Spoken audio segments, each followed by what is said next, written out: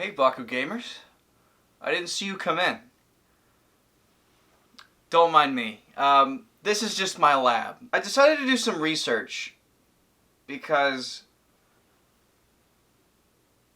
I'm trying to find out how Spin Master is going to put 13 Aurelus cards into this pack for the blind box. Because there's no unearthly way. If they're only going to have one Evo for the Bakugan that comes with it, there's only like 5 action cards that Aurelus has to its name. And maybe like 2 flip cards. And they're mediocre to okay. So without actual clinical scientific research, there's no way. I don't understand. I must get to the bottom of this.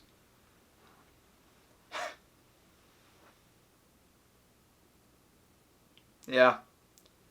This is milk.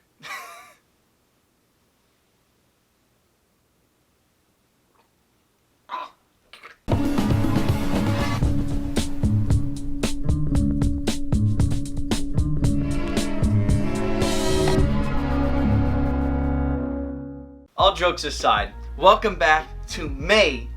These cards get a reprint for the love of God. And today we're going over Aurelus, the second faction in the ABC lineup.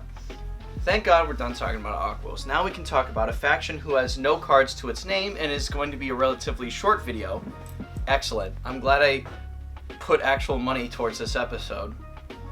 Aurelus is one of the 2 factions that we don't have confirmed for the deck boxes. We don't know what poster child they're going to have for the deck boxes, as Aquos had Blinding Ink, Ventus had Nature's Power. If I had to dedicate one card that Aurelus has to slap on the front of that faction box, I would say either the Aurelus Titan Hydronoid Ultra Evo, because that is the best Aurelus Evo that we have, and I would dare to say that is the poster child of Aurelus. Like, he is Aurelus. The only reason you would run Aurelus is so that you can run him, because the lack of card pool that they own makes the faction not worth it when you could be running Aquos or Ventus or Haos, literally anything else. The only thing that justified having no cards to your name was just that 3 slot Evo that gives you $24.50. Insane amount of value for 4 costs. Now, that's what I would say would be the poster child, because it's not ridiculous, because we already have an Evo from Armored Elite in the form of Milly-Nilly on the Darkus box, so what's the harm in having ATHU on the Aurelus faction box? Now, the thing that comes with that, having Evos of Bakugan that have long passed, is that unless they're distributed again, these waves have been gone for a long time. Milly-Nilly you can still find in stores. In fact, I bought one yesterday. But Aurelus Hydronoid Ultra, his wave was a while ago, and I haven't seen him in stores since, and odds are, unless you're super behind as well, you haven't either. So unless there's some kind of reprint with that, and these blind boxes only come with cores, there's not going to be ultras, so no Pyrus Nobilius, no Haos Trox Ultra, no Aurelus Hydronoid Ultra. None of these great Bakugan staples are going to be coming back in the form of these blind boxes. Maybe like the second wave, if they decide to do, hey, we're doing ultras this time, here comes Ventus Scorpius Ultra. Just kidding, relax, keep your pants on. There's only like 5 action cards that Aurelus possesses, right? And you bet your bottom dollar that they're just going to slap those into this faction box, because that makes their job easier. Now, VK did say there are going to be some cards that are exclusive to these blind boxes, so there are going to be some new Aurelus cards that are printed, possibly. I mean, they have to, because there's not enough for 13. There are not 13 action or flip cards in the game, I promise you. I promise you. So what they're going to have to do is make up for that, and either there's going to be very exclusive broken Aurelus support, or it's just going to be the same old battle mastery stuff that's just as lackluster as the cards that don't have battle mastery but reduce the stats that they give, like, you know, the 2 cost 200 plus 2s that you see going around that are just not worth it whatsoever in either regard. Not for the beat power, not for the damage, but battle mastery, you were able to choose one or the other, which would enable it to have that higher beat power or that higher damage to make it worth it, because to subsidize that, you would have to pay 3 for an Aurelus hero in order to gain an additional advantage from that and be able to get both of your effects. That was supposed to be the point of battle mastery. That was supposed to bring those dual effects, the beat power and the damage that suck butt, and actually just make something of it. It would have been a really cool mechanic if they fleshed it out. But just like everything else in Age of Aurelus, it disappeared after set 3. Look out, here comes Armored Alliance. Without further ado, let's get to the list, okay? So if Aurelus Titan Hydronoid Ultra was not going to be the one to be the poster child of the faction box, I would elect Parasitic Power instead. Now, what is Parasitic Power, I hear you wondering?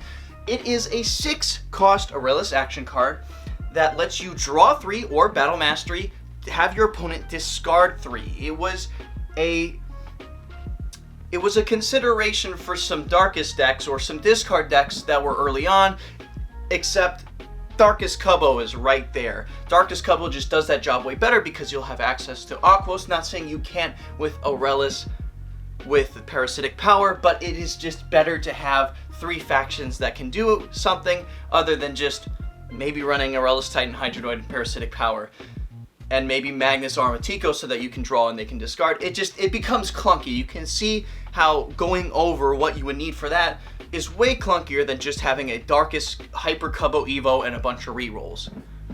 And it's a 6 cost, so that's a little bit rough. But in decks like Aurelus Titan Gortheon, they allow you to pay for that Evo while giving yourself back energy to be able to pay for that Parasitic Power, and you'd already be running Magnus Living Armatico to allow Titan Gortheon to have both of those buffs.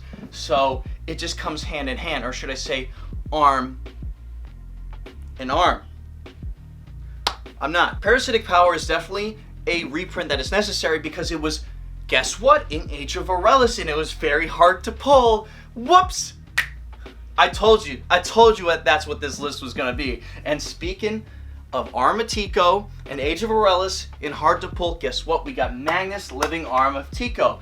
As discussed in the strategies when discussing Parasitic Power, it is a 3 cost Evo, Aurelus, no dur, and it allows you to activate both your battle mastery effects that you trigger. It's sort of similar to the Empower thing that we got going on nowadays with Armored Alliance, so which is probably more of a reason that battle mastery is going to get cast to the wayside, because Empower basically says you get to do this thing and then you get to do this thing. Oh, and guess what? This hero allows you to enable the other thing that this thing wanted to trigger but couldn't without additional pay or blah blah blah. So literally Empower is just the successor of Battle Mastery, and that sucks because Aurelus finally had something that it could call its own, and then they just stripped it of that too. Remember when they had the highest B power of any Bakugan, the strongest Bakugan, to rectify for that small card pool?